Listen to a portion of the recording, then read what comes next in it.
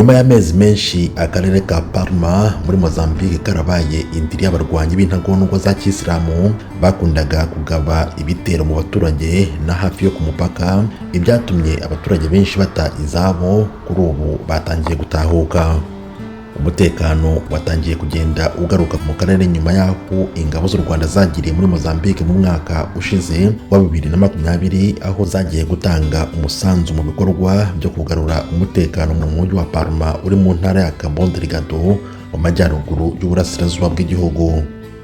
Ni akarere kakunze kurangwamo ibikorwa by'ubugizi bwa nabi byiganjemo ibitero byagabwaga n'imitwe y'inyeshyamba ziyita leta ya Kisilamu.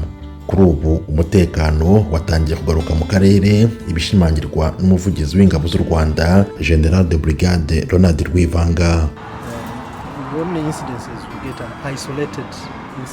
Ubu nta bitero bigikorwa, ushobora kumva kimwe hano ikindi hariya, ariko nabwo bigizwe n'abantu bake cyane. Ntabwo bikiri ibintu bikanganye nk'uko byari bimeze mbere muri Mocimboa da Praia.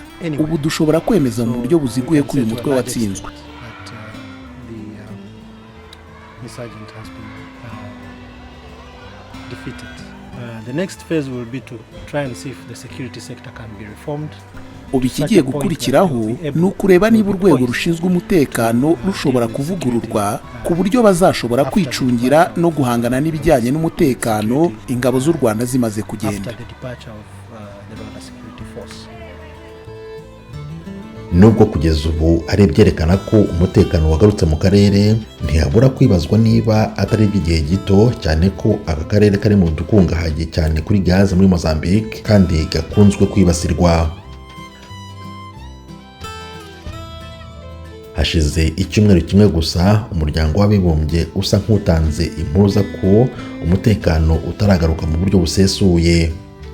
Muri iyi myaka 5 ishize, umutwe wa jihadiste ushamikiye kuri leta ya Kisilamu utangije imitwe y'inyeshyamba bivugwa ko zishe abantu barenga 4,000.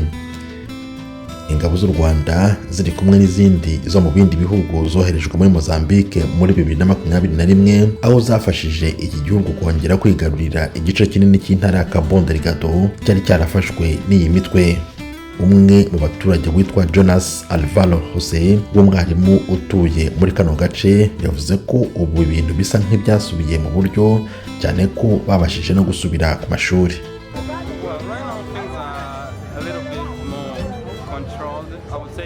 Ubu ibintu bisa nkaho biri mu buryo, navuga rwose ko hari ikiyongereye tugereranyije n'igihe byatangiriye. Ubu navuga rwose ko ibintu bimeze neza kubera ko abantu bashobora kugenda, dushobora gukora ibyo dushaka byose, dushobora kujya ku ishuri, dushobora kugura ibyo dushaka byose, rwose ibintu bimeze neza.